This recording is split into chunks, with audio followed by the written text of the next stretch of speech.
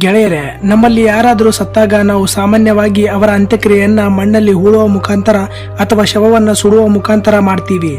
ಆದ್ರೆ ಪಾರ್ಸಿ ಜನಾಂಗದಲ್ಲಿ ಇವೆರಡನ್ನು ಅವರು ಮಾಡಲ್ಲ ಗೆಳೆಯರೇ. ಪಾರ್ಸಿ ಜನಾಂಗದಲ್ಲಿ ಸತ್ತವರನ್ನ ಮಣ್ಣಲ್ಲಿ ಹೂಳೋದು ಇಲ್ಲ, ಹಾಗೆ ಅವರಲ್ಲಿ ಶವವನ್ನ ಸುಡುವ ಪದ್ಧತಿನೂ ಇಲ್ಲ. ಯಾಕೆಂದ್ರೆ ಪಾರ್ಸಿ ಜನಾಂಗದಲ್ಲಿ ಮಣ್ಣು, ನೀರು ಮತ್ತು ಅಗ್ನಿಯನ್ನ ತುಂಬಾ ಪವಿತ್ರ ಅಂತ ನಂಬ್ತಾರೆ. ಹೀಗಾಗಿ ಪ್ರಕೃತಿಯನ್ನ ತುಂಬಾ ಗೌರವಿಸುವ ಪಾರ್ಸಿ ಜನಾಂಗ ಶವ ಸಂಸ್ಕಾರವನ್ನ ಬೇರೆ ರೀತಿಯಲ್ಲಿಯೇ ಮಾಡ್ತಾರೆ. ಅದು ಯಾವ ರೀತಿ ಅಂದ್ರೆ, ಸತ್ತವರನ್ನ ಒಂದು ದೊಡ್ಡ ಟವರ್ ಮೇಲೆ ಒಯ್ದು ಹದ್ದುಗಳಿಗೆ ತಿನ್ನಲು ಬಿಡ್ತಾರೆ. ಆಕಾಶದಲ್ಲಿ ಹಾರೋ ರಣಹದ್ದುಗಳು ಮತ್ತು ಇನ್ನಿತರ ಪಕ್ಷಿಗಳು ಆ ಹೆಣಗಳನ್ನ ಹರಿದು ತಿಂತವೆ. ಕೇಳಿದ್ರೇನೆ ಮೈಯೆಲ್ಲ ಜುಮ್ ಅಂತ ಇದೆ. ಪಾರ್ಸಿ ಜನಾಂಗದಲ್ಲಿ ಹೀಗೆ ಹೆಣಗಳನ್ನ ಈ ಟವರ್ಗಳಲ್ಲಿ ಬಿಡುವ ಮೂಲಕ ಅಂತ್ಯಕ್ರಿಯೆಯನ್ನ ಮಾಡಲಾಗುತ್ತೆ. ಪಾರ್ಸಿ ಜನಾಂಗದವರು ಹೀಗೆ ಹೆಣಗಳನ್ನ ಬಿಡೋ ಸ್ಥಳಗಳನ್ನ ಟವರ್ ಆಫ್ ಸೈಲೆನ್ಸ್ ಅಂತ ಕರೀತಾರೆ.